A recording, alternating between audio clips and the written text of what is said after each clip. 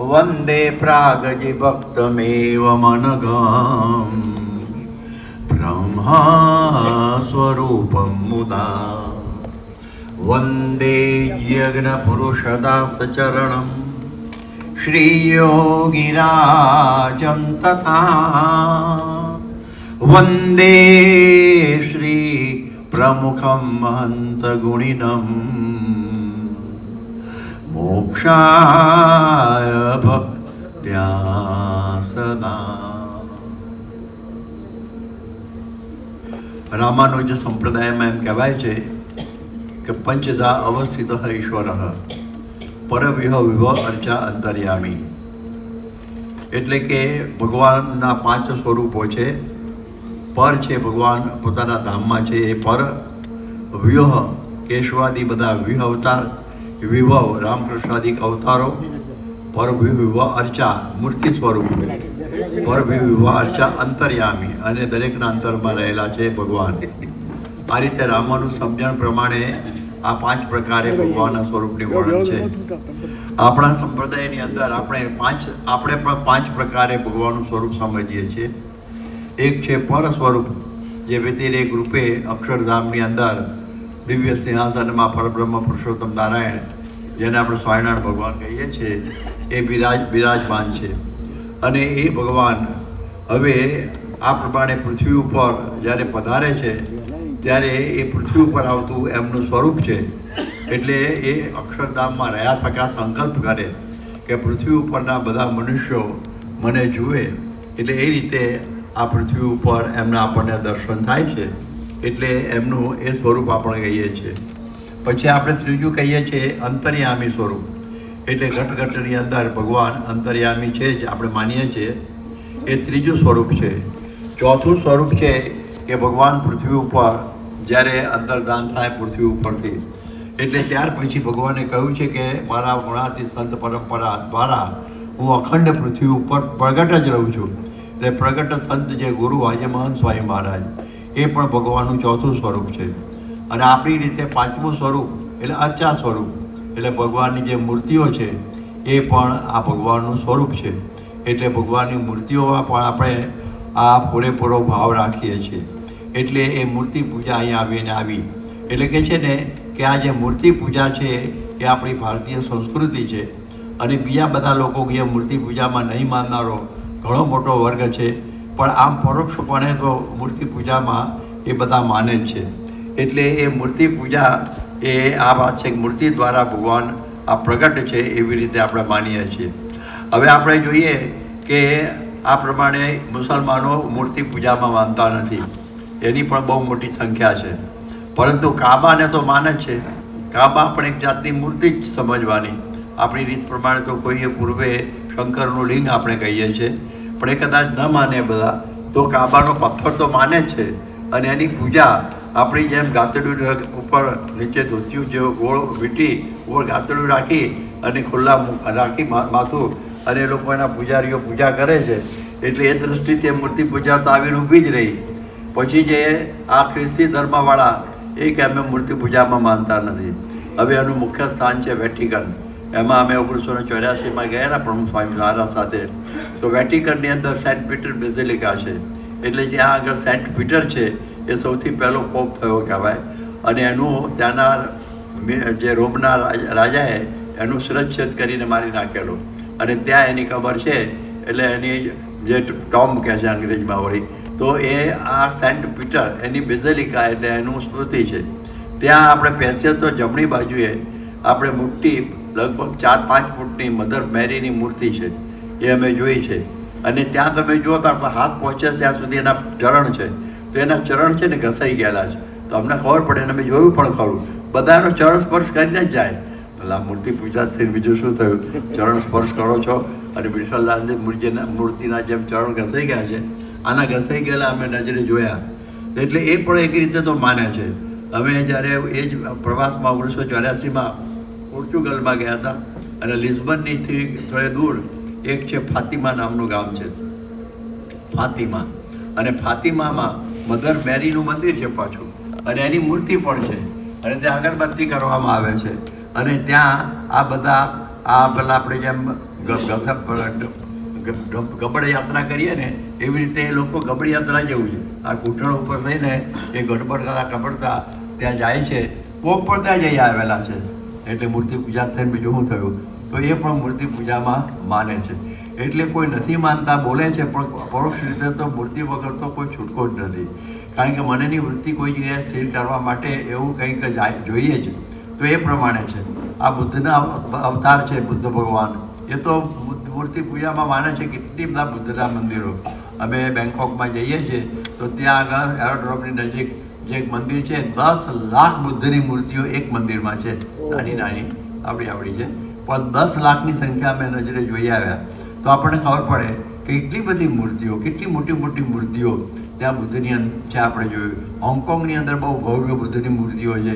જાપાનની અંદર બહુ મોટી મોટી મૂર્તિઓ બુદ્ધની જોઈ. અને બેંકોકની અંદર તો તમે જુઓ કે બુદ્ધની સૂતી મૂર્તિ છે 110 ફૂટની, ઊભી મૂર્તિ છે 110 ફૂટની, અને લગભગ 52 ટન સોનાની એમની એક બુદ્ધની મૂર્તિ આજે પણ છે. અને એની સાથે એનો રાજમહેલ છે. એમાં જે ઝેડ પથ્થરની એટલે નીલમ જેવું કહેવાય, જેની હજુ સુધી કોઈ ઝવેરી કિંમત આંકી શક્યો નથી, એ પણ આટલી મોટી મૂર્તિ આટલી બેઠેલી, એ પણ આપણે મૂર્તિના દર્શન કરેલા છે. તો આપણે જોઈએ કે બુદ્ધની બહુ મૂર્તિઓ હોવાથી બુદ્ધ પરસ્ત, બુદ્ધને લોકો બુદ્ધ કહે. હવે બુદ્ધ પરસ્ત એટલે એને માનનારા, તો બુદ્ધ પરસ્તી એટલે મૂર્તિ પૂજક, એવો નવો શબ્દ પણ બનેલો છે. આપણે મૂર્તિ પૂજક માનીએ છીએ, આઇકન વર્શિપ. એવી રીતે એ લોકો બુદ્ધ પરસ્તી કહે છે. મૂર્તિ પૂજકને બુદ્ધ પરસ્તી, બુદ્ધ ઉપરથી બુદ્ધ આવ્યો. કારણ કે બુદ્ધની મૂર્તિઓ ઘણી બધી છે. એટલે કહેવાનો અર્થ એ છે કે મૂર્તિઓ પણ ભગવાનનું સ્વરૂપ છે એમ આપણે સમજીને એની ભક્તિ કરવાની છે. એ ખાલી એક પથ્થર નથી. અરે ભાઈ, આ પ્રકારે 8 પ્રકારની મૂર્તિઓ આ બધી આપણે માનીએ છીએ. ભગવાનના 8 પ્રકારની મૂર્તિઓ, 8 પ્રકારની. એમાં છે પાષાણની મૂર્તિ છે, પછી ધાતુની મૂર્તિ છે, પછી કાષ્ઠની મૂર્તિ છે, પછી ચિત્રની મૂર્તિ છે, ઉપાટની મૂર્તિ છે, વેળુની એટલે રેતીની મૂર્તિ છે, સ્ફટિકની મૂર્તિ છે, અને મનોમય મૂર્તિ. એ 8 પ્રકારની આ મૂર્તિઓ કહેવાય. અત્યારે તો ઇલેક્ટ્રોનિક મૂર્તિ પણ આવી ગઈ, ડિજિટલ. એમાં પણ આપણે જોઈએ ને પડદા ઉપર મૂર્તિ જ આવે છે ને, એટલે અહીંયા આગળ દર્શન કરીએ જ છીએ, એની આરતી ઉતારીએ છીએ. એટલે એ પ્રમાણે એ મૂર્તિ અમારા પ્રોફેસર ફ્રીજ એમણે પણ મંદિર આવી રીતે જ કરેલું. એ પ્રોજેક્ટરમાં બધી મૂર્તિઓ મૂકે અને પછી આરતી આપણા સંતો ઉતારે, સ્વિચ બંધ કરે એટલે વિસર્જન. એટલે એ રીતે એમણે ઇલેક્ટ્રોનિક ટેમ્પલ બનાવેલું. એટલે એમાં પણ આ રીતે મૂર્તિઓ અમે ત્યાં પ્રાહમાં જેકમાં જોયેલી. તો આ રીતે આ પ્રમાણની મૂર્તિઓ છે. શ્રીજી મહારાજે પ્રથમનું 68મું વચનામૃત છે, એમાં આ વાત લખેલી છે કે જ્યારે એક વખત એમને આ વડોદરા કાળની અંદર 1 મહિના સુધી નિદ્રા આવી. 1 મહિના એક સાધુ સૂતેલા નહીં એમ નહીં, પણ 1 મહિના સુધી જ્યારે સૂઈ જાય ત્યારે એમને નિદ્રામાં એવું દેખાતું. શું દેખાતું? તો જગન્નાથની મૂર્તિના દર્શન થતા. જગન્નાથની મૂર્તિના, જે આપણે ત્યાં પુરુષોત્તમપુરી કહીએ છીએ ઓરિસ્સામાં, એ મૂર્તિના દર્શન થતા. એમાં અમે પૂજારીનો ભક્તિભાવ પણ જોતા અને પૂજારીનું છળ કપટ પણ જોતા. બંનેના દર્શન એમને થતા. આવી રીતની મહારાજે વાત શરૂઆત કરેલી છે. એટલે એ મૂર્તિને પછી આવી રીતે માને એનો કોઈ અર્થ નથી, પરંતુ એ મૂર્તિ છે એમાં પણ ભગવાન રહેલા છે એવી વાત મહારાજે કરી. અને એમાં એમ વાત કરી કે જુઓ, શંકરાચાર્ય જ્યારે એ વખતે શાસ્ત્રાર્થમાં ઉતરેલા અને એ વખતે આ મંડન મિશ્રના સાથે શાસ્ત્રાર્થ કરેલો, અને એ વખતે એ શાસ્ત્રાર્થની અંદર એમને તો જીતી ગયા, પણ એમની જે પત્ની હતી, જે સરસ્વતી, એ કે તમે મને જીતો ત્યારે પૂરા જીતેલા ગણાવો. પછી એને બધા પ્રશ્નો પૂછવા માંડ્યા. એમાં શૃંગાર રસ સંબંધી પ્રશ્ન પૂછ્યો. એ સમજતા કે આ તો બ્રહ્મચારી જ્યારે નહીં આવડે, પણ તો મને કે સમય આપો મહિનાનું. અને એ વખતે રાજા મરી ગયેલા, એના શરીરમાં અમને પ્રવેશ કર્યો. એટલે એ વખતે જે બાળવાતના લઈ નહોતા ગયા, અને એ જ વખતે પ્રવેશ કર્યો એટલે ઊભા થયા. અને પછી આ પ્રમાણે એની રાણી સાથે આ પ્રમાણે રંગરાગ કર્યા. એમાંથી બધો શૃંગારની વાતો સાંભળી લીધી.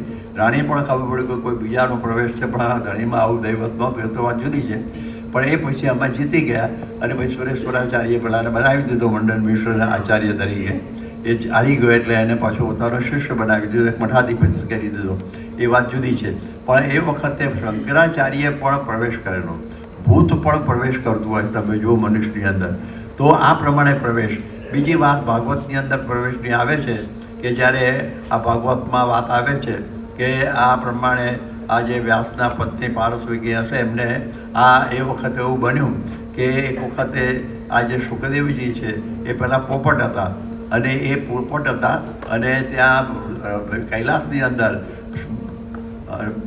શિવજી અને પાર્વતીજી એ બંને કંઈક શાસ્ત્રાધારે કંઈક જ્ઞાનની વાતો કરતા હતા અને આ પોપટ બનીને બહુ સાંભળતા હતા, એટલે પોપટ રૂપિયા સાંભળતા હતા. અને એ વખતે એમને થયું કે એમણે આમ અવાજ કર્યો, ખબર પડી ગઈ કે અનધિકાર જેને અધિકાર નથી એણે આ કથાવાળી વાત સાંભળી એટલે માટે એનો નાશ કરો. એટલે એની પાછળ પડ્યા ત્રિશુળ લઈને. આ પોપટ એ વખતે આ વ્યાસના પત્નીના અંદર પ્રવેશ કરી ગયો ઉદરમાં, પારસવીમાં, અને એ અંદર પ્રવેશ કરી ગયો એટલે એ પછી બહાર નીકળે જ નહીં, કારણ કે એને બધી શિવજી થકી કથા સાંભળેલી કે જગત નાશવંત છે, ભગવાન ભજી લેવા જેવા છે, આ કશું નથી જગતમાં, તે બધી વાતોનો એને અંદર ફિટ થઈ ગયેલી. આપણે આત્મા છીએ, આ છીએ, તે છે, એવું બધું સમજવાનું. એટલે 12 વર્ષ સુધી ગર્ભમાં રહ્યો. પછી વ્યાસજીએ કહ્યું, ભાઈ શું કામ તારી માને ભારે પાડે છે? 12 વર્ષ સુધી ગર્ભ રહે, 9 મહિનામાં બાઈઓ કંટાળી જાય તો 12 વર્ષ થયું તો કેટલું બધું વજન રહીને ફરવાનું. એટલે પછી તને કે બંધન નહીં થાય તો બહાર નીકળ. અને એવા બહાર નીકળ્યા, ઓર સોતા એમ કહેવાય છે ને, એ નીકળ્યા. અને બહાર નીકળ્યા ને વ્યાસજીને બહુ વ્યાપી ગયો, ઓહો, આ તો મારો પુત્ર. અને પછી એની પાછળ પડ્યા, પણ છોકરો તો બહુ સ્પીડમાં જતો હતો. પુત્રીથી તને મયા થયા તરવો વીરે દુઃખો. ભગવાન કહે છે, હે પુત્ર, હે પુત્ર. હવે એ વખતે વૃક્ષોની અંદર રહીને બોલતા હતા, હે પુત્ર, હે પુત્ર. શુકજીને પાછું નહોતું વળતું, એ તો પુત્રમાં પાછળ એને પાછળના વૃક્ષોમાં પ્રવેશ કરીને એ પણ બોલતા હતા, કોણ પિતા અને કોણ પુત્ર. આ તો બધું આ લોકના સંબંધો છે. એટલે આ ઉપરથી ખબર પડી કે સુખદેવજી પણ વૃક્ષોમાં પ્રવેશ કરતા હતા. એટલે જો આ બધા સુખદેવજી છે, બુદ્ધ છે, શંકરાચાર્ય છે, એ પણ જો બધી જગ્યાએ પ્રવેશ કરતા હોય તો ભગવાન મૂર્તિમાં પ્રવેશ કેમ ન કરે? એટલે મૂર્તિ પહેલાં તો મેં કહ્યું ને 8 પ્રકારની ધાતુ પાષાણ કાષ્ઠની ગમે તે હોય, એ તો એનો કોઈ અર્થ નથી હોતો. પરંતુ જ્યારે એની અંદર દૈવત મૂકવામાં આવે ત્યારે એ પછી મૂર્તિ એક પથ્થર નથી રહેતો કે પછી ધાતુ નથી રહેતી, પણ ભગવાનનું સ્વરૂપ બને છે. જેવી રીતે પેલો વાયર હોય, આજે છે વાયર, એમાં આપણને કંઈ અડીએ નહીં, પરંતુ જ્યારે એની અંદર પેલો આ તો બંધ છે, ઉપર કોટેડ છે પ્લાસ્ટિકનું, પણ ખુલ્લો વાયર હોય તો પણ આપણે કંઈ અસર ના થાય. પણ જો એમાં ઇલેક્ટ્રિસિટી પસાર કરવામાં આવે તો આ વાયર નડીએ તો આપણે મરી જઈએ. એ લિવિંગ વાયર કહેવાય. એ લિવિંગ, એની અંદરથી ઇલેક્ટ્રિસિટી નીકળવા માંડી. એટલે એ પ્રમાણે આ રીતે ભગવાનનું એની અંદર આવિર્ભાવ થાય, પ્રાદુર્ભાવ થાય, એમાં પ્રતિષ્ઠિત થાય ભગવાન, ત્યારે એ પથ્થર રહેતો નથી, ધાતુ નથી રહેતી, એ ભગવાનનું સ્વરૂપ બને છે. અસ્માપી આદિ દૈવત્વમ સુમહદ્ભિ પ્રતિષ્ઠિતમ. એમની જો પ્રતિષ્ઠા સારી રીતે ભગવાન અથવા ભગવાનના સંત દ્વારા કરવામાં આવે તો પછી એમાં એ ભગવાનનું સ્વરૂપ અસ્મા એટલે પથ્થર પણ દૈવત્વને પામે છે. એટલા માટે આ મૂર્તિની વાત આપણે આવી સમજીએ છીએ કે જે મૂર્તિ છે એ સાક્ષાત ભગવાનનું સ્વરૂપ બની જાય છે. એટલા માટે એ પછી પથ્થર જેવું કે એવું કશું રહેતું નથી. એટલે એની અંદર આજે તમે જુઓ કે અહલ્યા સાપથી જે પછી પેલા જ્યારે હમણે ઇન્દ્રએ આવ્યો અને એને અહલ્યા સાથે વ્યભિચાર કર્યો અને બરાબર છે, એને તો સાપ આપ્યો એટલે ઇન્દ્રાસન ઉપરથી પડ્યો ને અને સહસ્ત્ર ભક્ત થયા, બધી જુદી વાત છે. અને એની પત્નીને પણ કહ્યું કે તું જો ખરેખર પતિવ્રતા હોત તો તું ઓળખી શકવાનો, કોઈ પણ સ્વરૂપમાં તારો પતિ હોય તો તું પણ જળ જેવી છે. એને સાપ આપ્યો કે પથ્થર બની ગઈ, એ શિલા બની ગઈ. અને ભગવાને વિચાર વખતે રામ ભગવાને એનો ચરણ સ્પર્શ કર્યો તો પછી એ શિલામાંથી પછી અહલ્યા થઈ. તો જો આ શિલામાં પણ અહલ્યા હોય છે, એટલે પથ્થરમાં પણ ભગવાન હોય છે. એટલે એ પ્રકારે આ મૂર્તિ પૂજા છે એ આપણી ભારતીય સંસ્કૃતિનું અવિભાજ્ય એક અંગ છે, એક સમજવાનું.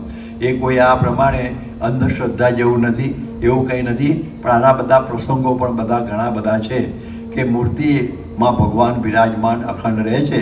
શ્રીજી મહારાજે આ વાત કરી કે ભગવાન મૂર્તિમાં અખંડ બિરાજમાન રહે છે. એટલે એ પ્રકારના દાખલાઓ પણ આપણા ભારત વર્ષની અંદર આ બધા થયેલા છે. અને એ રીતે આ મૂર્તિના અંદર ભગવાને આ પ્રવેશ કરેલો છે. નરસિંહ મહેતાની પણ વાત જાણીએ છીએ કે જ્યારે એમણે કેદાર રાગ પહેલાં કોઈ શેઠને ત્યારે ઘેરે મૂકી દીધેલો કેદારો રાગ, અને પછી એ પ્રમાણે પાછો લેવાનો હતો અને એ વખતે ભગવાનને પછી વિનવતા હતા.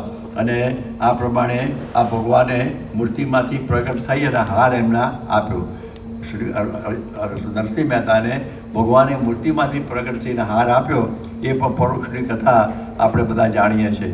એટલે મૂર્તિમાંથી પણ આવી રીતે પ્રાગટ્ય થાય છે અને બધાના ભાવના આ રીતે બને છે, એ પણ આપણે જાણીએ છીએ. મીરાબાઈ પણ આ ભગવાનને મૂર્તિને એવી રીતે ભક્તિ કરતી હતી, તો એમને એ પણ ભગવાનના માટે મૂર્તિ સ્વરૂપે પણ પ્રગટ જેવા હતા અને છેવટે ભગવાનની મૂર્તિમાં જ અને અયોધ્યા અને ત્યાં આગળ દ્વારિકામાં સમાઈ ગયેલા હતા.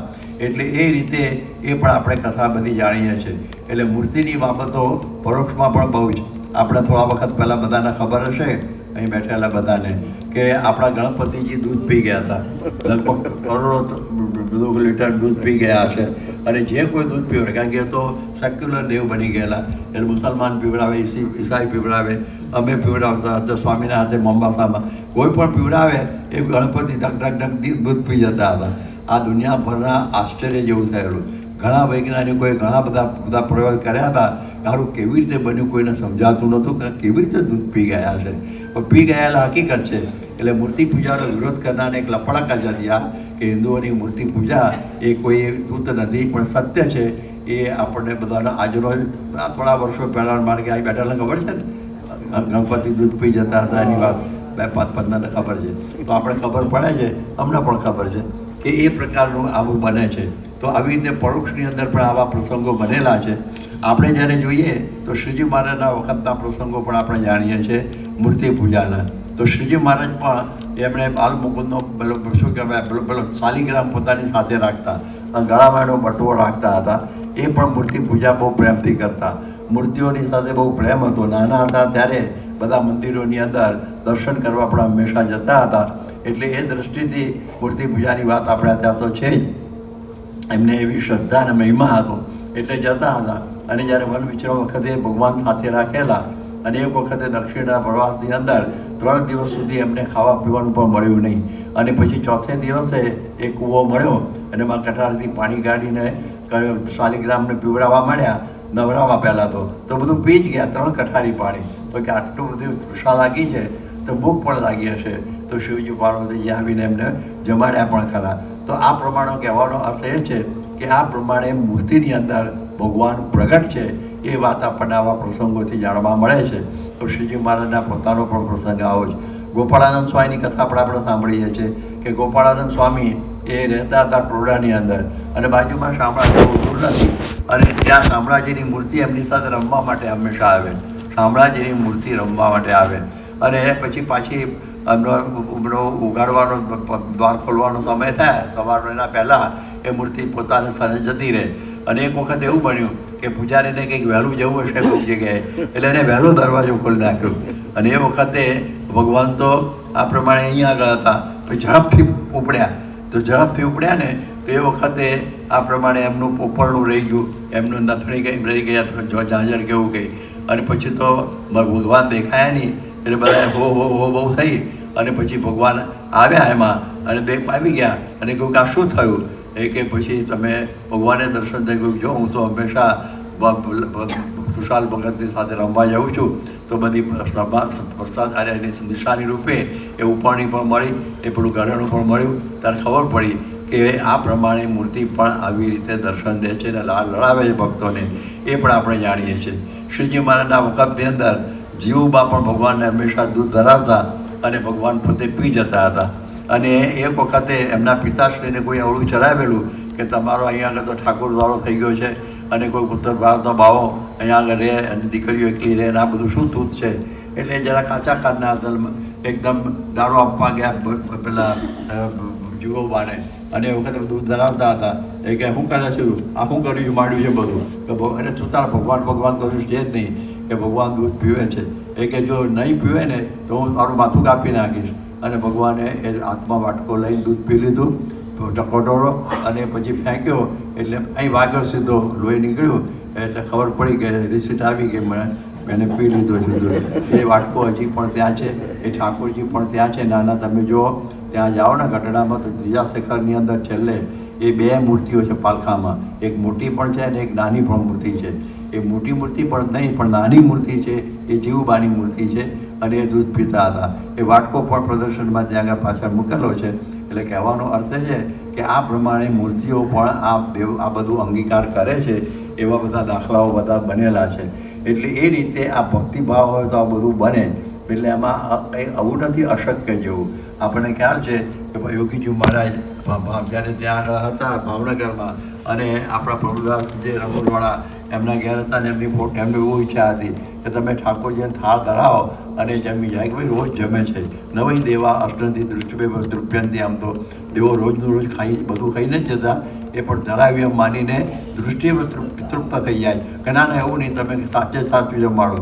અને પછી તો બધું રસોઈ મૂકેલી હતી પ્રભુદાસ એટલે પડદા પાડી દીધા, પાણીને બધું ઓછું થયું, લાડવા ઓછા થયા કે ભાતમાં હાથ પડ્યા, પાણી અડધું ઓછું થયું બધું. એટલે થયું કે ભગવાન હાથ જમે છે. તો યોગીજી મહારાજ તો બધું સાચું જ માને, એમાં કે એમને આવું બધું નહોતું કે નથી માનતા, પણ આ મૂર્તિ છે એ આ બધું અંગીકાર કરે છે.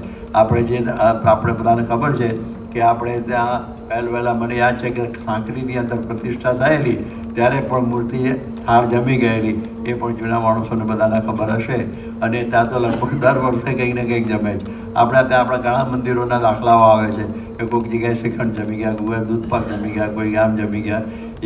એ બધી વાતો અન્નકૂટ વખતે બધાની આવે છે. અને હકીકત છે કે કોઈ ગપ્પુ મારીને કે બનાવટ કરવાની વાત નથી, પણ આ વસ્તુ સત્ય છે. તો આવી પ્રકારના દાખલાઓ પણ બધા આપણા સંપ્રદાયની અંદર પણ જોવા મળે છે. એટલે આ ઉપરથી આપણને એટલી શ્રદ્ધા ટૂંકમાં બેસે છે કે જે 8 પ્રકારની પ્રતિમા એમાં ભગવાન અખંડ બિરાજમાન રહે છે એ તદ્દન સત્ય હકીકત છે. અને આવી પ્રકારના દાખલાઓ પરોક્ષમાં પ્રગટમાં સ્વામિનારાયણ સંપ્રદાયમાં આપણા ત્યાં પણ આવા દાખલાઓ બધા બનેલા છે. એટલે એ પ્રકારે શ્રદ્ધા રાખીને મૂર્તિની સેવા આપણે બરોબર કરવી.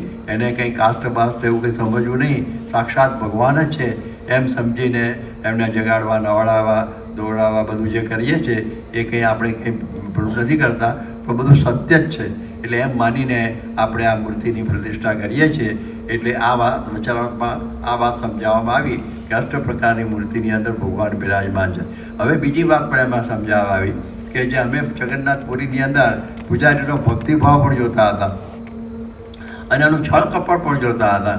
હવે ઘણા બધા એવા હોય છે કે મૂર્તિનો ઉપયોગ કરતા હોય પણ એમાં ભક્તિ ના હોય, પોતાની આજીવિકા માટે મૂર્તિ રાખતા હોય. મૂર્તિ હોય તો લોકો બોલાવે ચલાવે, કંઈ રસોઈ આપે, પરંતુ એને કંઈ એવો ભાવ ના હોય. ઘણા લોકો આવું હોય. એક વખત એક બાવાજી છે મૂર્તિ રાખતા હતા અને બધાને ભાવે એટલે બધા શીરો લાવે, ગોળનો લાવે. આમનો ગોળનો ભાવે નહીં એટલે કહ્યું કોઈ મને રાત્રે સ્વપ્નમાં ભગવાને કહ્યું કે ગુડકા શીરા બહુ ગરમ પડતા હે, શક્કર કાલાના. ભગવાનને તો કંઈ શક્કર ગુડ બધું હરખું હતું, પણ બાવાના ખાવા માટે આવી રીતનું કરે. તો આવા બધા દાખલા હોય.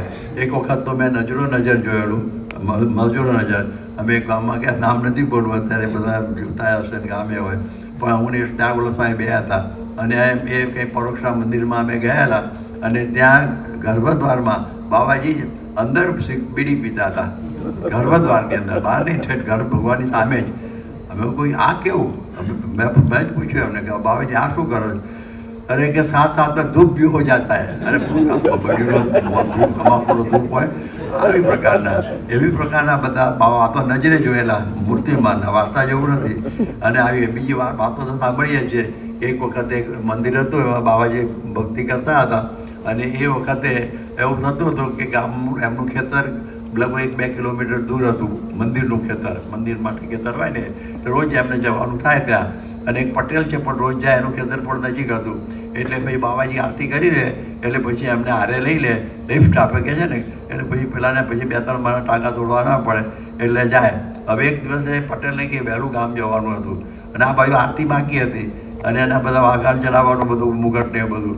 એટલે પેલા બૂમ પાડે કે બાવાજી જલ્દી ચાલો, મારે જલ્દી જવું છે ને તમારું મોડું થાય છે મારે.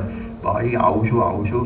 હવે બાવાજીને પછી હોકાની તલબ બહુ રહેતી, હોકો પીવે રાખે અને ભગવાનના વાઘા પણ એક હાથમાં ઓકલી હોય નાની અને પછી આવડું નાનો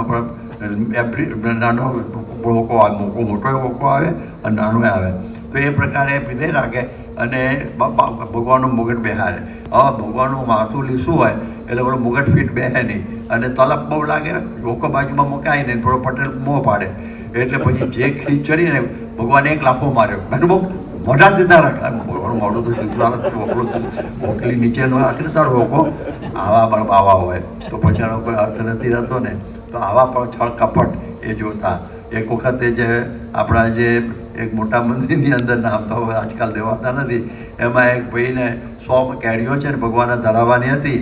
તો પછી ધરાવી અને એમાં ભગવાને કહ્યું કે મને 99 પહોંચી છે પણ એક પહોંચી નથી. તો પેલું છે ને પેલો ખાઈ ગયેલો પૂજારી ભગવાનને ધરાવ્યા પહેલાં અને એક જ રાખેલી. તો આવી પ્રકારના પણ બધા પૂજારીઓ હોય છે, ભગવાન બધું જાણતા હોય પણ કહે છે ને અર્ચકા આધીન અવસ્થિતિ. ભગવાન જ્યારે ને અર્ચક આધીન અવસ્થિતિ એટલે ઉઠાડે ત્યારે પૂજારી ત્યારે ઉઠવાનું, હુવાડે ત્યારે હુવાનું, ખવડાવે ત્યારે ખવડાવવાનું. એવી રીતે અર્ચકા આધીન અવસ્થિતિ ભગવાનની હોય છે એવું કહે છે શાસ્ત્રોમાં. તો આ પ્રમાણે 6 કપટ પણ બધા જુએ. ભગવાનની સાથે ઘણા બધા ભગવાનોને વેચી મારનારા મળ્યા છે ને. તમે જુઓ કે આફ્રિકા પ્રદેશની અંદર ઘણા બધા એન્ટિક તરીકે લઈ ગયા છે. બધી મૂર્તિઓ કેટલી નટરાજની બધી પ્રદેશમાં જતી રહેલી. હવે ઠીક છે તો બધું પછી પાછી આવી ના આવી બધું એવું થયું. પણ કહેવાનો અર્થ એ કે પૈસાના માટે આ ભગવાનના માટે પણ આવું થાય. ભગવાનને વેચી મારે, બોલો, ભગવાનને વેચી મારે એવા હોય તો એવા પૂજારીઓથી કોઈ અર્થ નથી. એના માટે તો કંઈ આખું બહુ અર્થ નથી રહેતો. તેવા નાસ્તિકો હોય એમાં કશી કંઈ એના માટે ભગવાન પેલું રહેતું નથી. એક બાવાને કંઈ ખાવાનું નહીં મળ્યું હોય તો એને શાલિગ્રામને કડકડતા તેલમાં નાખ્યા, કડકડતા તેલમાં ક્રોધ વ્યાપી ગયો. પછી કહ્યું કે નાસ્તિકમાં આવું થઈ જાય. એટલે આવા પણ પ્રસંગો બની જાય. એટલે કહેવાનું કે ભગવાન બધું જુએ છે, માટે આપણે ભક્તિ કરવાની છે. મૂર્તિની ભક્તિ આપણે બધા કરીએ છીએ, એટલા બધી વાત કરીએ છીએ કે મૂર્તિ પૂજા એ ખોટી નથી, એ સાચી છે. ખૂબ ભાવથી ભક્તિથી આપણે કરવી. અને આપણે જોયું છે કે શ્રીજી મહારાજ પણ ખૂબ પ્રેમથી મૂર્તિ બધીની બધી પૂજા કરતા, દંડોત કરતા, ચંદન કરતા, પ્રદિષ્ઠા કરતા, બધું મૂર્તિઓના મંદિરમાં બધું કરતા. અને ઉપાસનાનો રાખવા માટે શ્રીજી મહારાજે ત્યાગનો પક્ષ મોળો કરી અને મંદિરો કરીને મૂર્તિઓ બધી પધરાવી છે. એને કરીને ઉપાસનારે ઘણા વર્ષો સુધી તમે જુઓ જગન્નાથનું મંદિર છે, પછી દ્વારિકાનું મંદિર છે, કેદારનાથનું મંદિર છે, પછી ભુવનેશ્વરનું, વર્ષોના વર્ષો થઈ ગયા પણ તે અવતારની મૂર્તિઓ ત્યાં બેઠેલી છે. એ નામે જે મંદિર ઓળખાય છે એટલે ભગવાનનું મૂળ મંદિર પણ કહેવાય છે. જેમ સંત કહેવાય છે તેમ મૂળ પણ મંદિર પણ કહેવાય છે કે મંદિર દ્વારા ઉપાસના ટકે છે. એટલા માટે શ્રીજી મહારાજે મૂર્તિઓ પધરાવી, એ યાદ રાખવાનું. નહીં તો શ્રીજી મહારાજ તલક નિરંજન જેમ ફરતા હોત તો પછી કશું ના થાત. એટલે આ મૂર્તિઓ એટલા માટે પધરાવી કે એને લઈને લોકોને ભાવના રહે. એટલે અષ્ટ પ્રકારની મૂર્તિઓમાં ભગવાન બિરાજમાન થાય છે. એ મહારાજે આ વાત સમજાવી આપણને. અને એ આપણે શ્રીજી મહારાજ પૂજા કરતા. ગુણાતીતાનંદ સ્વામી પણ એ હરિકૃષ્ણ મહારાજની મૂર્તિની પૂજા કરતા, જે અત્યારે આપણા મહંસવાની પાસે છે. એની સાથે આપણે એમણે અક્ષર પધરાવીને અક્ષર પુરુષોત્તમની મૂર્તિ રાખી છે. તો એ મૂર્તિ પણ એ પ્રસાદીની છે ગુણાતીતાનંદ સ્વામીની. એટલે એ પણ પૂજા કરતા હતા. આપ જુઓ કે ભગતજી મહારાજે પણ શાસ્ત્રી મહારાજે મૂર્તિ કરાવેલી, એને છાતી ઉપર ઝુલાવેલી અને શાસ્ત્રીમાને આપેલા. એટલે શાસ્ત્રી મહારાજની નાસિકા મૂર્તિની વધારે મોટી હતી પણ ભગતજીએ નોંધેલું. એટલે ભગતજીને પણ ખબર છે મૂર્તિની. અને આ પ્રમાણે શાસ્ત્રી મહારાજ પણ મૂર્તિ રાખતા. અને એમણે પણ બહાર નીકળી અને મંદિરો કરીને અક્ષર પુરુષોત્તમ બેહાડ્યા. જો એમણે પછી બહાર નીકળી ખાલી જ્ઞાનની જ વાતો કરી હોત, ઘણો એવો સંપ્રદાય પણ ઉત્તર ગુજરાતમાં શું મંદિર ને શું મૂર્તિઓ, જ્ઞાન જ કર્યા કરે આપણા ગુરુ સંપ્રદાયોમાં. તો એવું શાસ્ત્રી મહારાજે રાખ્યું નહીં. એમણે મંદિરો કર્યા અને એમાં મૂર્તિઓ પધરાવી કે જેને કરીને ગંડવા હાલે નહીં અને કોઈ બીજો હાવ સામાન્ય માણસ ભગવાન બની ના જાય. એટલા માટે એમણે આ મૂર્તિઓની પ્રતિષ્ઠા મંદિરોની અંદર કરી કે જેને કરીને ઉપાસનાનો માર્ગ હંમેશા પૃથ્વી ઉપર સારી રીતે ચાલ્યો રહે. એ રીતે એમણે એના વાઘા, પછી એના થાળ, એની એ બધી વ્યવસ્થા બધી એમણે બધી કરી, સોનાના સિંહાસનો ઇત્યાદિ જે હોય. તો આ પ્રમાણે શાસ્ત્રી મહારાજ પણ આ મૂર્તિઓના માટે આવો પ્રેમ રાખતા હતા. યોગીજી મહારાજ તો ભક્તિનું સ્વરૂપ હતા. શાસ્ત્રી મહારાજ કહેતા કે વિઠ્ઠલનાથજીની ભક્તિ વખણાય છે પણ કદાચ વિઠ્ઠલ જેના દર્શન ન કર્યા, યોગી મહારાજના દર્શન કરી લેવા. કેવી ભક્તિ એમની આવી ભગવાનની મૂર્તિ પ્રત્યેની હતી. એ જ્યારે ત્યાંથી નીકળ્યા ત્યારે હરિકૃષ્ણ મહારાજની મૂર્તિ લઈને નીકળેલા. અને સારંગપુરમાં એ મૂર્તિ જ્યારે કોઈ સાધુઓ ભાગી જતા હતા આ શાસ્ત્રી મહારાજના પીડામાંથી આ મંદિરો કરવાના, સેવા કરવી, તો મૂર્તિ લઈને જઈએ તો કે એને લઈને આપણું કે ચાલે દૈવત, એને લઈને આપણું કંઈક આજીવિકા, એ લઈને આજે હાથમાં એ મૂર્તિ લીધેલી તો યોગી બાપાની મૂર્તિ હાથમાં આવી. 4 સાધુ ભાગી ગયેલા અને દોડતા જતા વાળા કૂદતા, એ પછી જોડી ફાટી અને એમાં મૂર્તિ પડી એ તો ભાગી ગયા ગભરામણમાં. અને યોગી બાબાની મૂર્તિ સાંજ સુધી જડી નહીં, ઉદાસ થઈ ગયા, જમ્યા નહીં, પાણીએ ન પીધું. પછી મોહન ભગત બધું શોધતા હતા અને એ વખતે એમનું આટલું ઓશીકું મળ્યું એટલે કે આટલામાં હોવી જોઈએ એની મૂર્તિ મળી ત્યારે હાશ થઈ. તો જુઓ એમના મૂર્તિનો આવો ભાવ. નિર્ગુણદાસ સ્વામીની સાથે એક વખત જતા હતા અને વચ્ચે પાણી મળ્યું ને 5 વાગી ગયા તો દંડવત કરવા માંડ્યા ને અભરા થઈ ગભરા. નિર્ગુણ સ્વામી જરા લિબરલમાં શું અપરાધ થઈ ગયો, પાણી ના મળે ના પાવ્યા હું કે દંડવત કરવાના આવું બધું. પણ યોગી બાપાને એવું નહીં, બધું દંડવત કરવા માંડ્યા એવું બધું કરવા માંડ્યા. તો એ પ્રકારે એમને મૂર્તિ ઉપર આવો ભાવ એમને રહેલો, આપણને બધાને અનુભવ છે એવું બધો. એટલે એ પ્રમાણે યોગીજી મહારાજને આવો મૂર્તિ એક વખત મને યાદ છે કે યોગી મહારાજ સ્વામી કેટલી બધી મર્યાદા રાખતા મૂર્તિની. અમે લંડનમાં ગયેલા તો બહુ લાંબુ થશે પણ થોડું 10-5 મિનિટ કે લંડનમાં અમે ગયેલા અને ઠંડી બહુ હતી અને એ વખત સેન્ટ્રલ હીટિંગ કંઈ થયું નહીં બીજું બધું. એટલે એક સરસ મજાની સ્વિટ્ઝરલેન્ડની સરસ મજાની ટોપી સરસ હતી એટલે હું સ્વામીને પહેરાવીએ રાતે ઊંઘી ઠંડી ના લાગે એટલે ટૂંકમાં સાદી જ હતી પણ ત્યાંથી લીધેલી હતી સારી. ત્યારે સ્વામીએ કાલે સવારે પહેરીશું, અત્યારે ઠંડી પડશે રાતે અત્યારે ઠાકોરજી પહોંચી ગયા છે ને એટલે સવારે આપણે ધરાવીને પછી ટોપી પહેરીશું. સ્વામી કે જોડા અને આપણે ટોપી ના ધરાવી બાકી બધું ધરાવીને લેવું એવું યોગી મહારાજ આપણને કહેતા. તો આ પ્રમાણે આવી રીતે સ્વામીને હવે મહિમા. એક વખત અમે મોમ્બાસામાં હતા અને એ વખતે યોગીજી મહારાજ ત્યાં હતા અને રોજ પેલી લાંબુ કેરી આવે, એકાદશનો એક દિવસ હતો ને એ દિવસે આવી નહીં મળી આવી અને સ્વામી જમતા હતા. પટેલ જો આવી ગઈ આપ જમો છો ને? સ્વામી કે ઠાકોરજી જમીન હોઈ ગયા સવારે અને શરૂ કરી લીધું એટલે આપણે લેવાય એની બપોરે આવ્યો વાત. આ કેવું આપણને કોઈ પટ્ટી મૂર્તિ ધરાઈને પી લે એટલે કામ જમવાનું જ કામ છે ને. પણ સ્વામી એકદમ એનો નાનો પણ બધો ખ્યાલ રાખે યોગીજી મહારાજ. તો આ પ્રમાણે મૂર્તિનો એટલો બધો એમને મહિમા આપણે જોયો છે યોગીજી મહારાજનો કે એકને હાર પહેરાવે તો ભીનો ના હોય તો બધા લૂછીને પછી ધરાવે જ્યારે ભીનો સૂકો કરીને. એ પ્રકારનો આપણો યોગીજી મહારાજના સમયમાં અમે એમની મૂર્તિની ભાવના અમે જોઈ છે. એમને 100 દંડવત કરતાં પણ જોયા છે ત્યાં આગળ.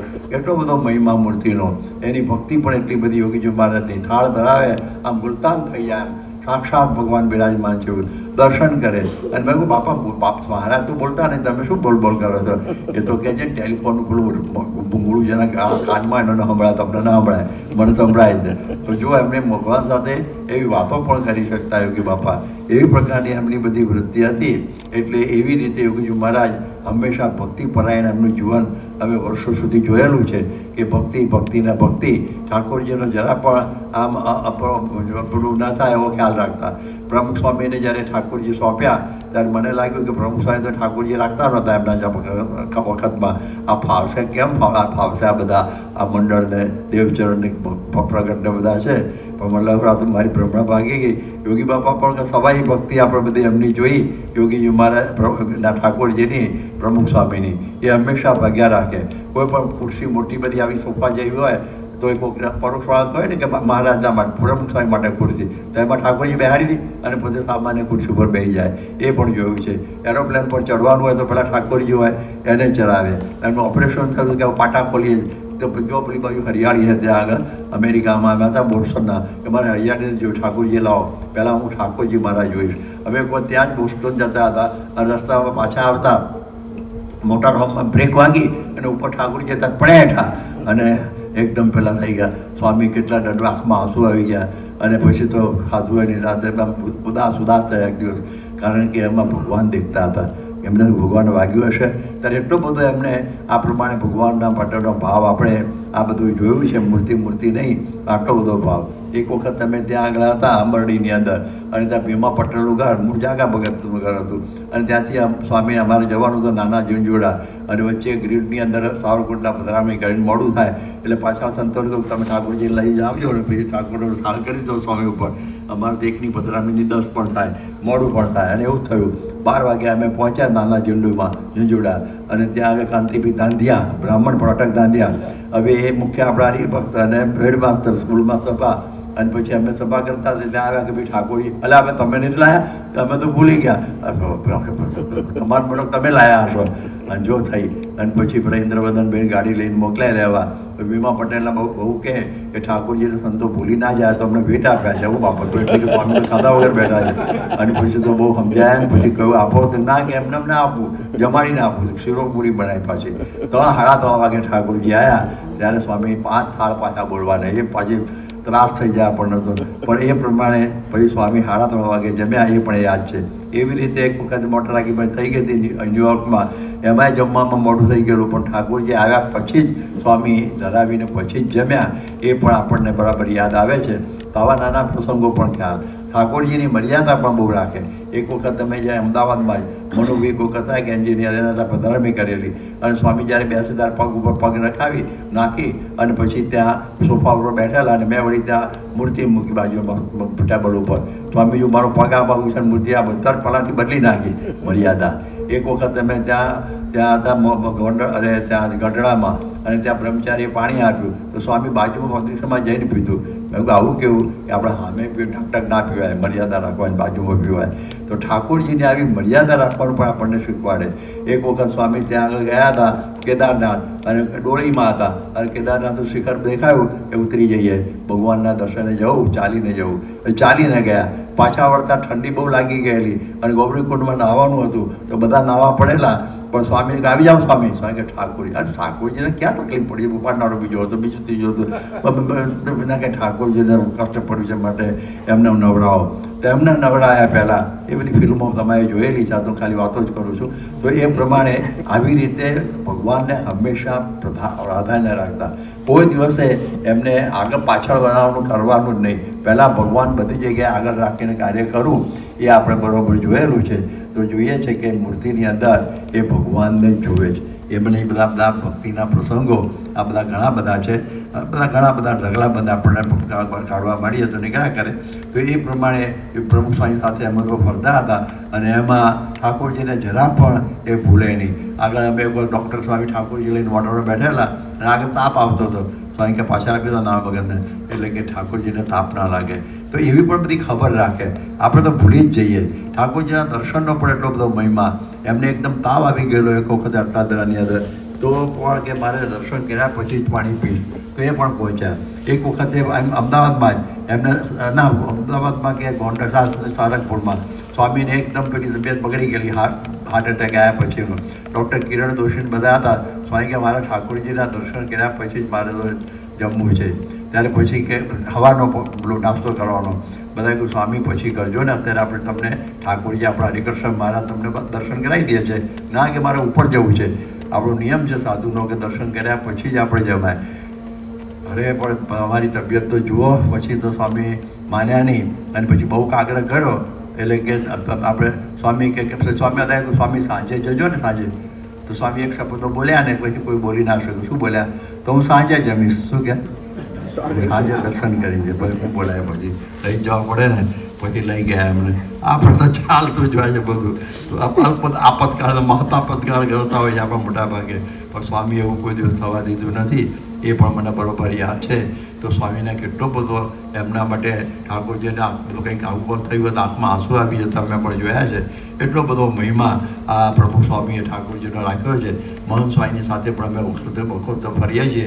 એમણે પણ આ પ્રમાણે ઠાકોરજીનો આટલો જ મહિમા. વળી એમની પાસે એમણે તો વળી અક્ષર સાથે પધરાવ્યા, એના પાછા વધામણા, ગામો ગામ ચાલે, એની પછી 16 તોલા થાય બધી. તો એટલો બધો મહિમા. મને યાદ છે 16 તોલાની વાત આવી ત્યારે લંડનમાં પહેલી તુલા કરવાની હતી. ત્યારે વખતે એમણે કહ્યું મારા ઠાકોરજીનું શું? બધાને કહ્યું પહેલી ઠાકોરજી જુદી કરીએ, આમ કરીએ, તેમ કરીએ. તો સ્વામી પોતાના ખોળામાં લઈને જ બેસી ગયા ઠાકોરજીને. એટલે ભાઈ માથાકૂટ કોઈ રહી નહીં. તો એવી પ્રકારની આવી એમની ઠાકોરજી પ્રત્યેની ભક્તિ. છેલ્લે આપણે જોઈએ આ વચનામાં કહ્યું છે કે જે 8 પ્રકારની પ્રતિમા, એમાં જેમ ભગવાન અખંડ રહ્યા છે, એવી રીતે 9મી મૂર્તિ પણ છે. સંત માનજો મારી મૂર્તિ રે, એમાં ફેર નથી એક રતિ રે, સંત હુને હુંતે વળી સંત રે, એમ શ્રી મુખે કહે ભગવંત રે. કે આવી જે ભગવાન છે ને, એ પણ મૂર્તિ જે સંતમાં અખંડ રહે છે. જેમ પેલી મૂર્તિમાં ઓમ રમ બમ બમ સમ બમ કરીને પ્રતિષ્ઠત્વમ કરીએ છીએ ને, તો એમાં મૂર્તિમાં ભગવાન બિરાજમાન કરીએ છીએ. તો આ પણ વિશ્વાસ સ્વામીના પદ પ્રમાણે આપ ટળી મળ્યા ભગવાનમાં, જેના આપમાં હરિનો વ્યાપ. સંત તે સ્વયં હરિ, જેના શીર્ષમાં શીર્ષ છે શ્યામનું, જેના નેણમાં નાથના નયન, જેના મુખમાં મુખ મહારાજનું, જેના વેણમાં વાલાના વેણ, જેના કાનમાં કાન છે કૃષ્ણ, જેના નાકમાં નાસિકાનાથ, જેની ભુજામાં ભુજા ભગવાન, જેના મુખમાં ભગવાનનું મુખ, જેના હાથ પછી જેના પાવમાં પ્રભુના પાહું બાકી રહ્યું. અંગો અંગની અંદર ભગવાન બિરાજમાન થઈ ગયા. પછી બાકી શું રહ્યું આમાં? અત્યારે મહંત સ્વામી મહારાજ સાક્ષાત ભગવાનની મૂર્તિ, 10મી મૂર્તિ. શું કહેવાય? 10મી મૂર્તિ. એ પેલી 9 મૂર્તિનો મહિમા પણ આ 10મી મૂર્તિ જ વધારે છે. આ બતાવે છે એ જ. એટલા માટે એ પણ ભગવાનની હરતી ફરતી આ મૂર્તિ છે. એટલા માટે જંગમ અને સ્થાવર 2 તીર્થો કયા છે? એટલે મહંત સ્વામી જંગમ તીર્થ છે, હરતું ફરતું તીર્થ છે, હરતી ફરતી ભગવાનની મૂર્તિ છે.